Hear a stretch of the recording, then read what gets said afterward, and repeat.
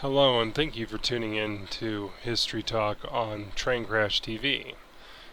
I am your host, Richard Garner, and I just want to set up some ground rules for this new History Talk segment.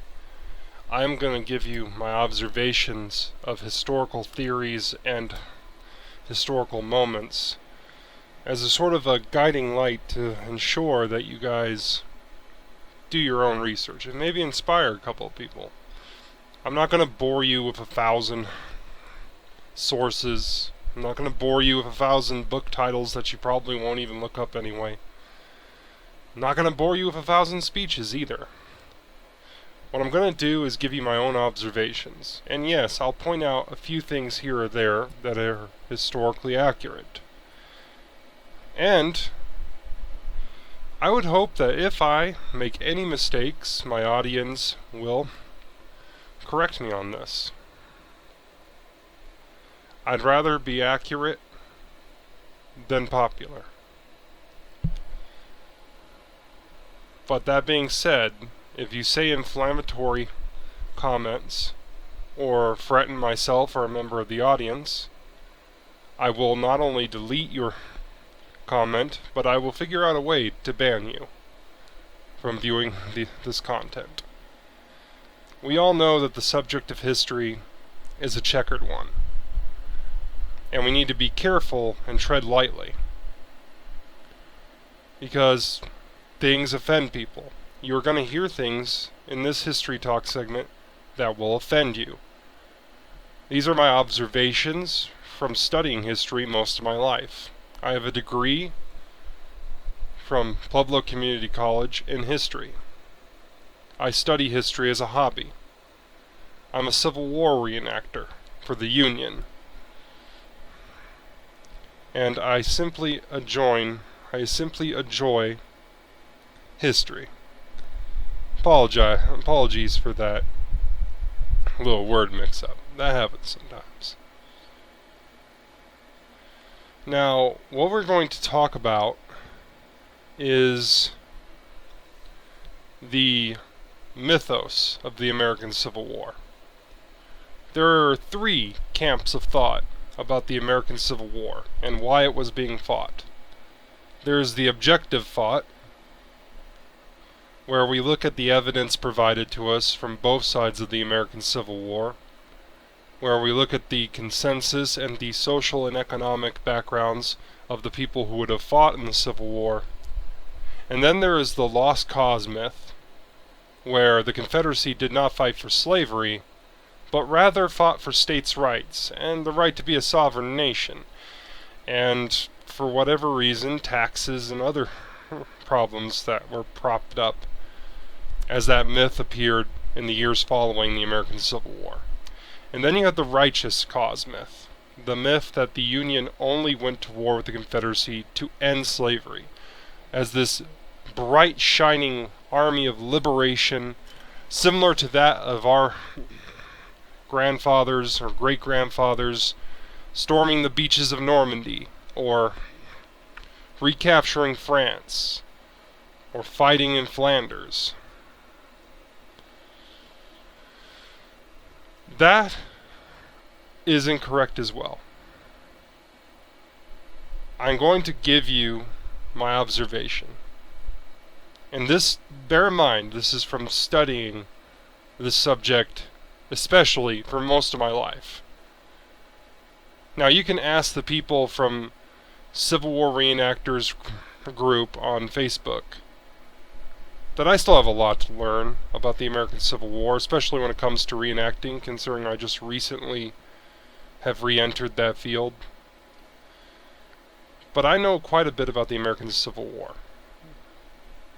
And I have prided myself on being an objective historian. I look at the facts. One of my favorite quotes from history is, "Facts can be stubborn things." John Adams said that in defense of the British soldiers who committed the Boston Massacre.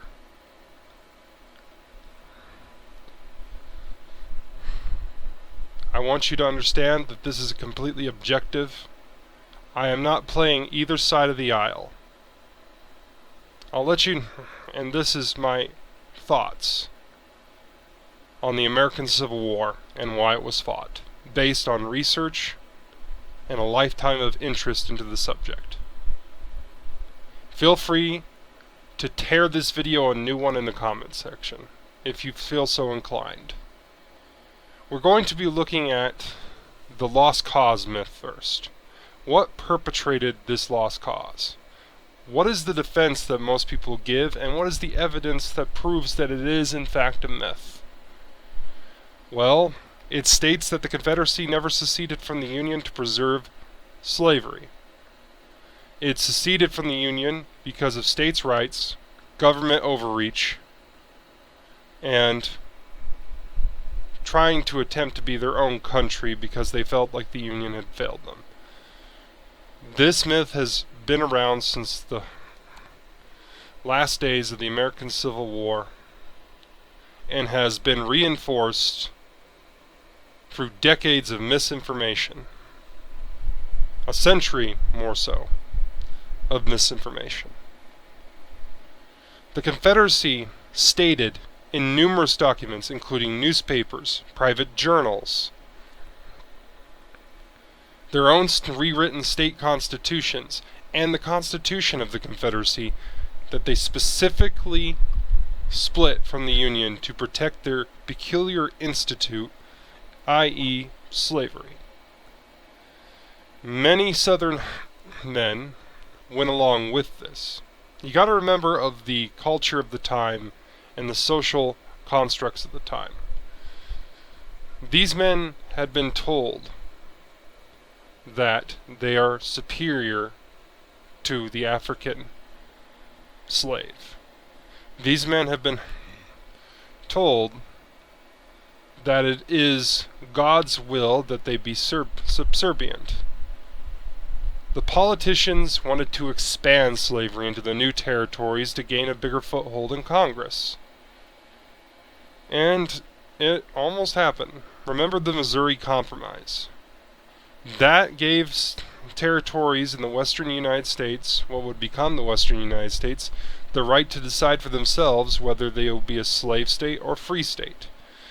And there were plenty of compromises besides that one that helped balance the power in Washington.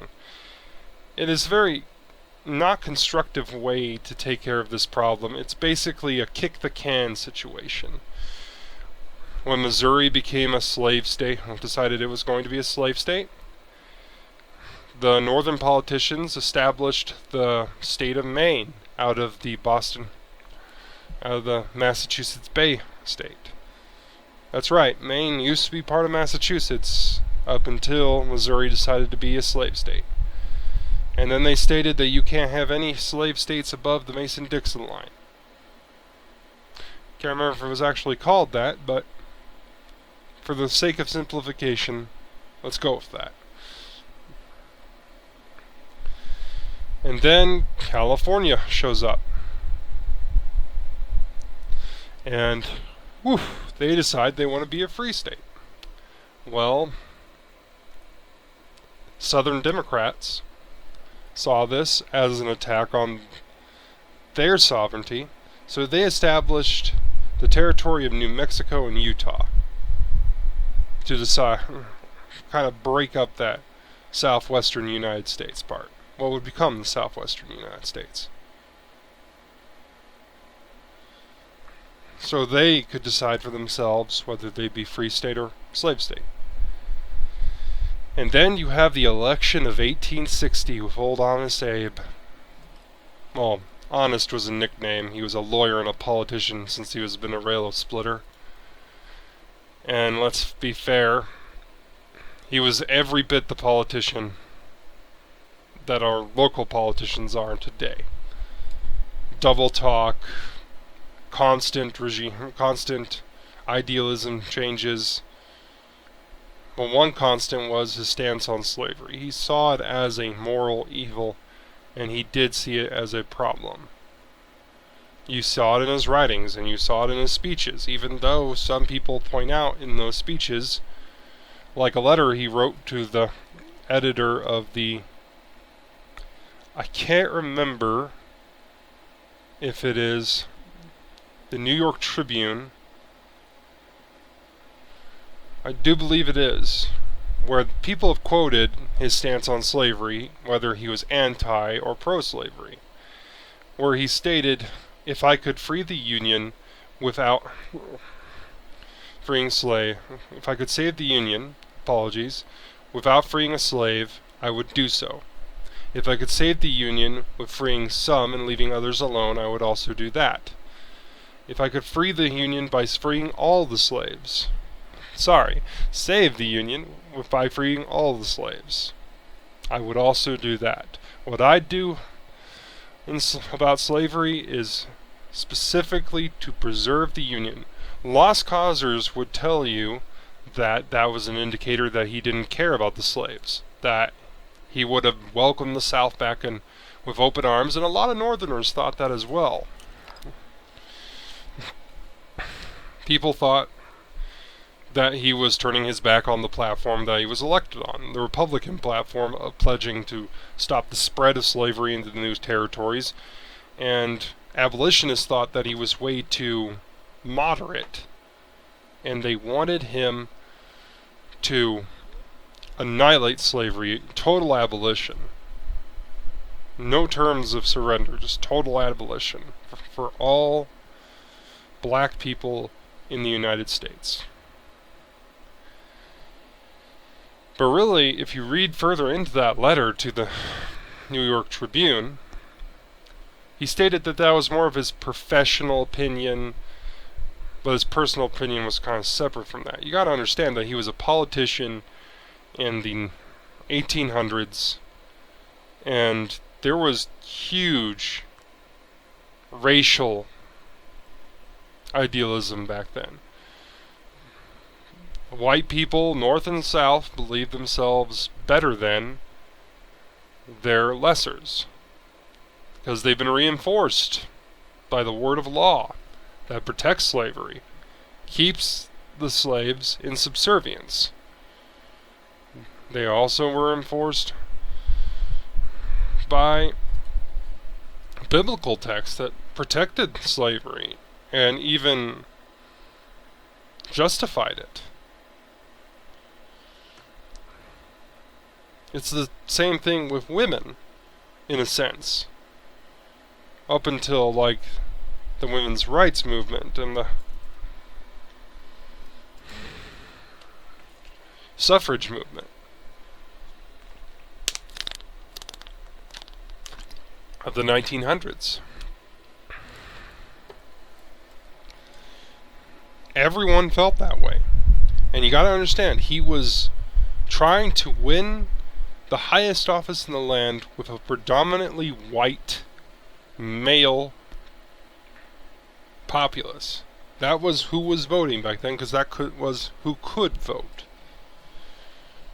People would argue, well, the abolitionists got him in office. You're talking about a group of individuals that counted for less than 1% of the entire population of the country. Forget about the North, the country.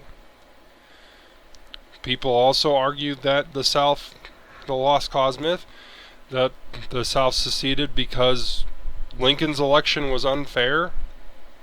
Where have I heard that before? And that he didn't really win. They argued that he didn't really win the election, that he won it with some back alley shenanigans. That was mainly supported by the fact that in most southern democratically controlled states, his name didn't even appear on the ballot. How could he have won the majority of the votes? How could he have won the votes? Well, you gotta understand, back to that mostly white male thing. The South did not have the population that the North did in terms of white males.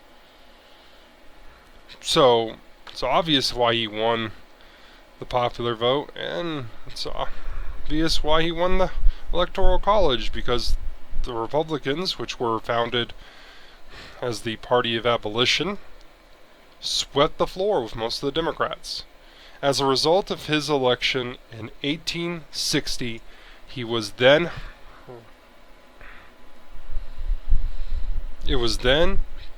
several states of the Deep South decided to secede from the Union. And it's pretty common knowledge what states those are, so I am not getting into it. Here's another thing the defenders of the lost cause myth point out, that the southern states seceded because of taxation. And what they use is the Morrill Tariff of 1861, and they try to claim that the South was paying 80% of the taxes of the entire nation, which is actually false. What you gotta understand, and I actually learned this myself just a few days ago watching Attouché Films on YouTube. If you're a Civil War nut, go look it up. He provides a very neutralist perspective. He's what likens to a modern day historian would be. Do I agree with everything he says? Well, sorta yeah, because he provides evidence to support these claims. When you talk about taxes in the 1860s, you're talking about tariffs on imports. And at the time, the port that was paying the most in tariffs was New York, nowhere near a slaveholding southern port. The only southern port I believe that came close is New Orleans, and they were right behind. It was either Philadelphia or Boston. I can't remember which. But the Morrill Tariff is even more ridiculous because the Morrill Tariff was enacted in 1861. The southern states seceded months before, in January of 1860, after the election of Abraham Lincoln, before Abraham Lincoln was even inaugurated. No, when you boil down the lost cause myth and you actually look at the bare bones of true history, the southern states seceded to protect the institution of slavery and also to expand it. Now, how I'm going to defend the whole expand it thing, look at the Missouri Compromise. They wanted more slave states because that would tip the power for the South's favor in Congress. As a separate nation, they had made grandiose plans of expansionism, just like Abraham Lincoln had wished most of his political career to expand and the American sphere of influence and the American dream, if for lack of better words. The Confederates were already planning to make colonies in Brazil. They were already planning a hypothetical war with Mexico, an invasion of Cuba. All in the chance of spreading their influence and the institution of slavery.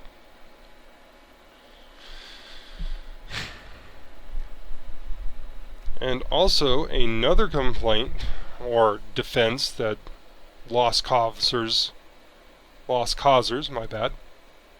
give to get themselves credence is that, my apologies, I lost my train of thought.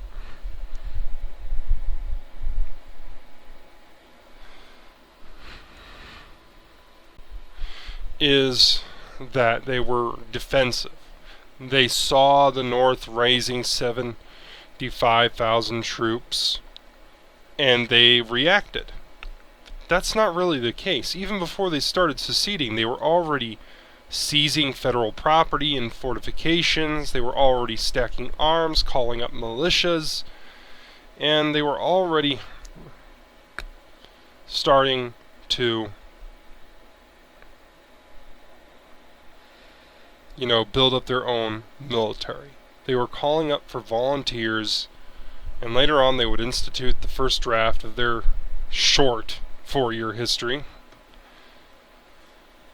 And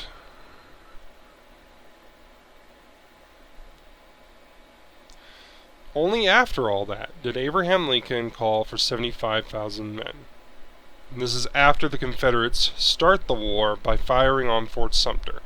And they also give the rationality that the reason why they fired on Fort Sumter was because Abraham Lincoln was sending reinforcements, even though he sent a letter to the governor of South Carolina that he was not sending troops, he was sending resupplies. He was sending food because the garrison at Fort Sumter did not have provisions. Jefferson Davis then gave the order to attack Fort Sumter.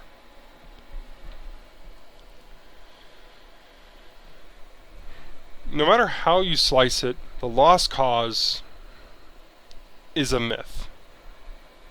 It's idealism that has grown into this monster. Now I'm going to talk about the righteous cause. The righteous cause that the North fought specifically to free slaves and wanted to be this liberating army. That is completely false. And it's going back to the actual social structures of the time.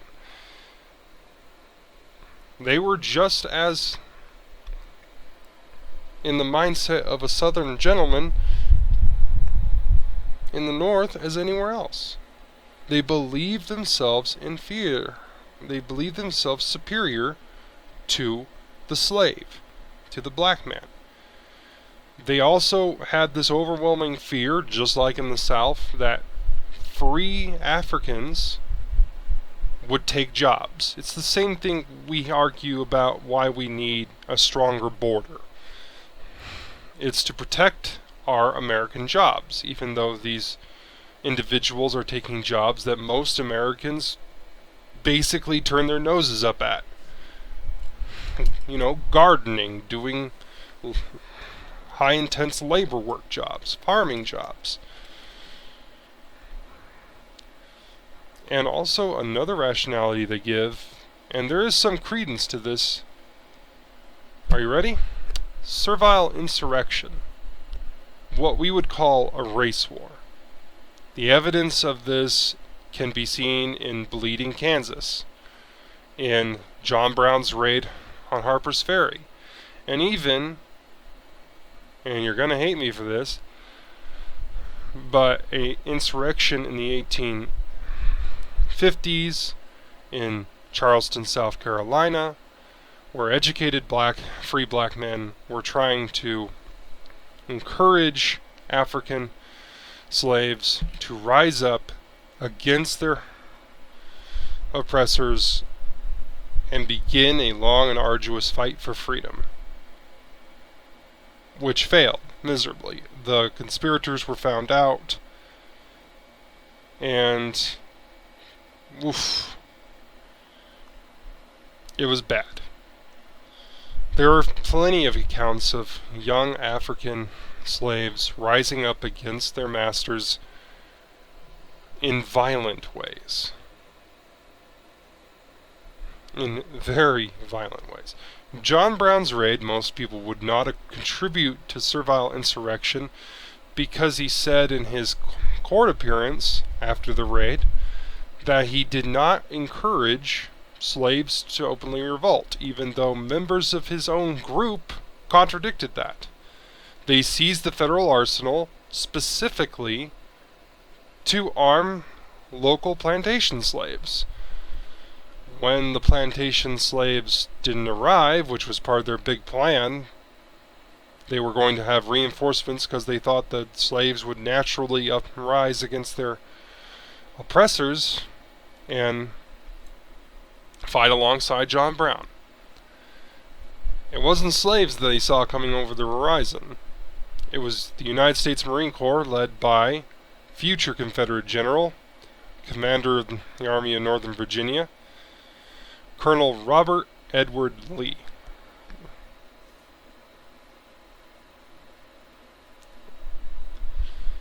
They saw this and they thought, Jesus, this is not good. These abolitionists are crazy. John Brown's raid actually did more to hurt the abolitionist cause than it did help. In fact, one of the first fatalities in the raid was an African American who was a package clerk for the railroad there at Harper's Ferry.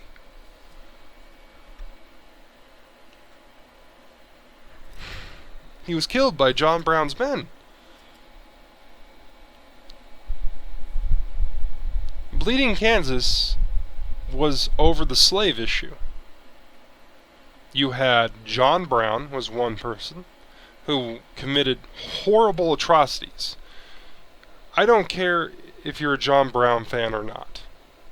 John Brown was exactly the same as Bloody Bill Anderson and Captain Cantrell.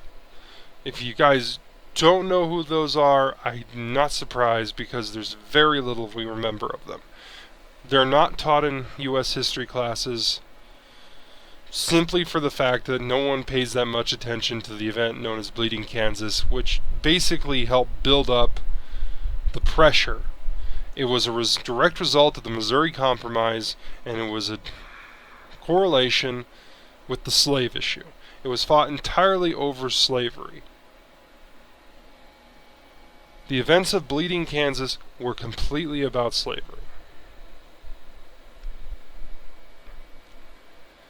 And if the North had so many qualms about slavery, they would have tried to solve this issue long ago. That's the argument that we complain about the most about our founding fathers is, why didn't they solve the slave issue? You gotta remember that the South threatened to side with the British if they abolished slavery. A lot of the signers of the Declaration of Independence were slave owners. George Washington was a slave owner. Thomas Jefferson, even though he claimed that slavery was this evil system, was a slave owner and continued to up to the moment he died. He often would say that he had made reparations to free his slaves after the war, but after the war he was nearly bankrupt like most colonial politicians. He had to keep his slaves because that was literally the only income he had. And it's the same for some of these 30 some odd % slaveholders. That was the only income they had. They looked at it economically. You see, the slave was not only considered livestock, it was considered, I made myself throw up a little bit, it was not only considered livestock, but he was considered an investment. Every slave was considered an investment. The female slaves were considered an investment because they can reproduce. The male slaves are considered an investment because they can work long hours, and it's so freaking disgusting. I'm not even going to give it any more thought. The North knew about this. In fact, the slave issue doesn't become a primary cause of the American Civil War until after Abraham Lincoln signs the Emancipation Proclamation, in which case you have thousands of Union troops deserting because they just can't see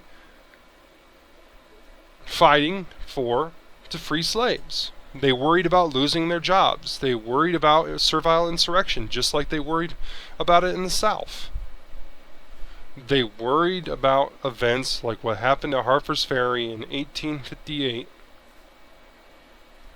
They worried that this would lead to all kinds of doomsday prophecies that just didn't happen. Imagine how silly they felt when they looked around and realized that all their little doomsday prophecies that the country would go into anarchy just didn't happen. That's why we have the lost cause mentality, and sort of why we have the righteous cause mentality. It was made clear after the Emancipation Proclamation that saving the Union was inseparable from ending slavery. You had to end slavery to save the Union. And it also enabled thousands of African Americans to enlist in the Union Army and Navy. So why are we discussing the righteous cause and lost cause mentalities? It's because they're both dangerous. It's similar to the Greek mythos. We look at these generals like General Grant, Robert E. Lee, and we also look at the politicians, Jefferson Davis, and Lincoln, as godlike figures, heroes in their own epic tales. But when we boil it down to it, these were very flawed men. Very flawed men.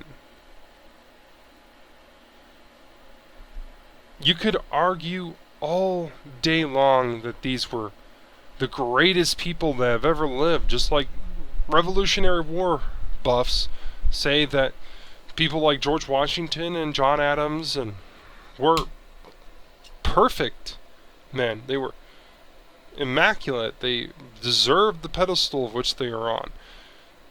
That's not exactly the true, though. They were men who were complex, had different views, and sadly, if you had actually met some of these men in person, you would probably be disappointed. It's the same thing when you meet your favorite actor or your favorite author, and he or she is not this irradiating light of just brilliance, and you're just disappointed. I personally, my favorite generals is Lee and Grant. General Robert E. Lee was a complicated man who sided with the Confederacy, who tolerated slavery, even though he spoke out against it like once. But he mainly sided with the Confederacy because that's what Virginia went with. You gotta forget that he was offered command of all Union forces because he was considered one of the most brilliant military tacticians of all time, and yet he was defeated on the battlefield on multiple levels. General Grant, we see him as the hero that saved the nation, commander of all Union forces. He's the first man since Washington to hold the rank of, I believe it's Lieutenant General? Correct me if I'm wrong, history buffs. He is the first man since Washington to hold the rank of that significance. He was commander of all Union forces east and west. Not Mississippi, because they were all fighting east. For the most part. No one wants to talk about Colorado or California's involvement in the American Civil War. But I'll save that for another video. But he was a failure. After the Mexican-American War, he was a complete failure. He was an alcoholic. Whether he was a full-bore binge drinker is debatable, but he did struggle with alcoholism and depression. He was not considered that bright. He was one of the... Compared to Lee, he was backwards. Book learning wasn't his thing. He was a much better horseman.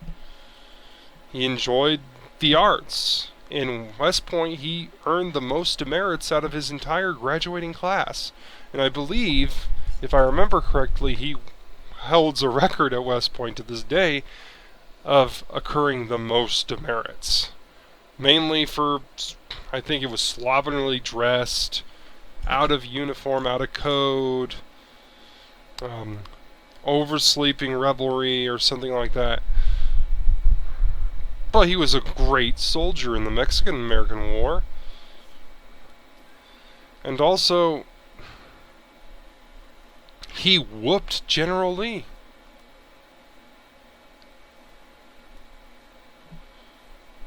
That's the biggest problem I have with the lost cause and righteous cause. myths is because they're just bad history. Both want to paint their generals and their politicians as these incorruptible gods of men that we should all aspire to be. And realistically, no, they're not. If you had grown up with them, you'd probably have similar abilities to become just as great as they did. If you were in the same position that they were, you'd probably do the same.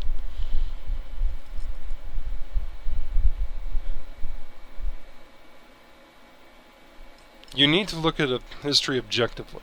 Look at the evidence. This whole righteous cause, who's the better sports team attitude that we have about history, it needs to stop. Because it keeps us from looking at what truly happened and focusing on the idealism of what happened. It keeps us from understanding what exactly caused the American Civil War to what we prefer and theorize caused the Civil War, even though the evidence is seen through private journals from ranks as low as private to newspaper articles from all over the world.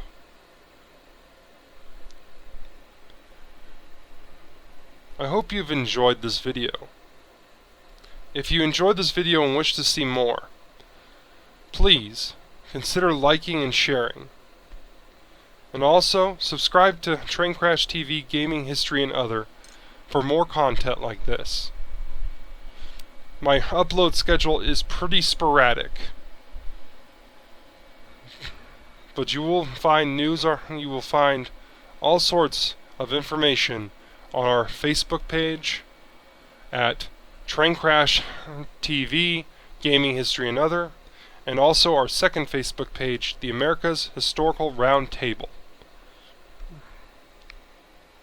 Please consider following the Untold Civil War podcast on Spotify or wherever you listen to podcasts. The young man involved in the channel is very knowledgeable about American history and deserves more audiences. More audiences, I guess is what I would say. And also, as I stated before in the beginning of the film, check out Autouche Films. He does a number of historical works, and I have come to really enjoy his work. Stay tuned for another exciting video of History Talk, or whatever else that takes my fancy. Ring-a-ding-ding that bell, and I'll see you next time.